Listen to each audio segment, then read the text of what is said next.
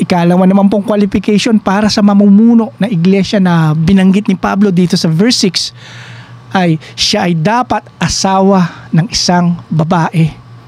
Pinapahayag ni Pablo dito sa talatang isa pang batayan para sa taong mamumuno sa iglesia ng ating Diyos, na siya ay dapat lalaking nakatuon ang katapatan at pagmamahal sa nag-iisang babae lamang, at ang babaeng pong yun ay ang kanyang asawa. At ang ikatlong qualification para sa isang pastor ay, basahin po natin muli ang huling parte ng verse 6. Ang kanyang mga anak ay mananampalataya na hindi napaparatangan ng panggugulo o ng pagiging suwail. Ang kwalifikasyon po na pagkakaroon ng tapat na mga anak ay tumutugon sa kahalagahan tamang pamumuno ng isang ama sa kanyang pamilya. Ang tamang pamumuno niya bilang matapat na ama sa kanyang pamilya ay tiyak na magreresulta din sa matapat niyang pamumuno sa iglesia ng ating Diyos. Sapagkat kung ang sino man ay hindi marunong mamahala ng kanyang sariling sambahayan, paano niya pangangalagaan ang iglesia ng Diyos? Ito po ang punto na binibigyan din ni Pablo dito sa verse 6. Dahil po ang isang makadiyos na pinuno, isang makadiyos na ama ay gagawin ng anumang kinakailangan para maturuan niya ang kanyang mga anak sa pagsasanay at pangaral ng ating Panginoon. Matapat na paglilingkod sa Diyos, katapatan o faithfulness, katapatan sa komunidad, katapatan sa pamilya, at ang katapatan sa paglilingkod sa iglesia ng ating Diyos. Ito po ang ilan sa mga kailangan na katangiang taglay ng isang lalaking mamumuno sa iglesia na binibigyan din dito ni Pablo sa verses 5 and 6. Ang mga pastor ay dapat maging mga halimbawa sa loob at labas ng iglesia. Nakikita po dapat sa kanilang buhay ang katapatan nila sa kanilang paglilingkod sa ating Diyos, at kung paano po nagbubunga ng kabanalan ang ebanghelyo sa kanilang buhay. Ito po ang pinapahayag sa atin ng Diyos sa mga talatang ating pinag-aralan.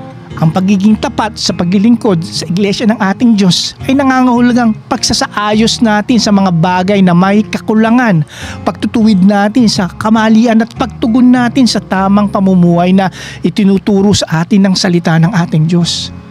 Bilang mga mananampalataya, tayo rin po ay kabahagi o may parte sa gawain ito sa buhay ng iglesia ng Panginoong Hesus.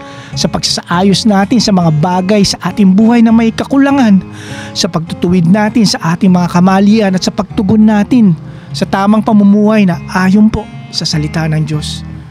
Ito po ang dapat nating maging tugon sa biyaya ng ating Diyos para sa atin, biyayang kaligtasan at kapatawaran sa ating mga kasalanan. Ang paglilingkod po ng buong katapatan sa ating Diyos ay tungkulin po natin bilang mga mananampalataya. Ito po ang tamang tugon sa Ebanghelyo. Tayo po'y manalangin. Ama namin Diyos sa langit, kami po ay nagpupuri at nagpapasalamat sa pagkakataon at pribileyo na mapakinggan at mapag-aralan muli ang kalooban ninyo para sa amin sa inyong salita. Nawa sa tulong ng banal na Espiritu na ang mga katotohanan na iyong ipinahayag sa iyong salita na aming pinag-aralan ay aming magampanan at magamit sa aming buhay bilang iyong mga lingkod.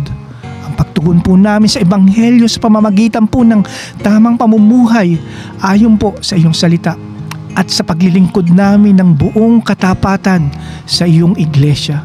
Ito po ang aming panalangin sa ngalan po ni Jesus. Amen. Mga katanungan para sa ating talakayan. Ano ang dalawang layunin ng liham ni Pablo kay Tito? Ang dalawang layunin ng liham ni Pablo kay Tito ay una ay para isaayos niya ang mga bagay na may kakulangan, at ikalawa ay upang magtalaga ng matatanda sa iglesia sa bawat bayan sa isla ng Kreta. Ano ang tatlong katangian o kwalifikasyon na binanggit ni Pablo sa verse 6 na gagawing batayan para sa pagpili ng mamumuno sa iglesia?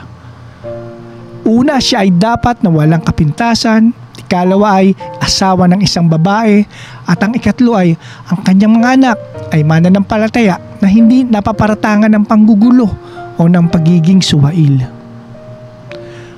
Bilang mga mananampalataya, paano po ba tayo makakapaglingkod ng buong katapatan sa ating Diyos?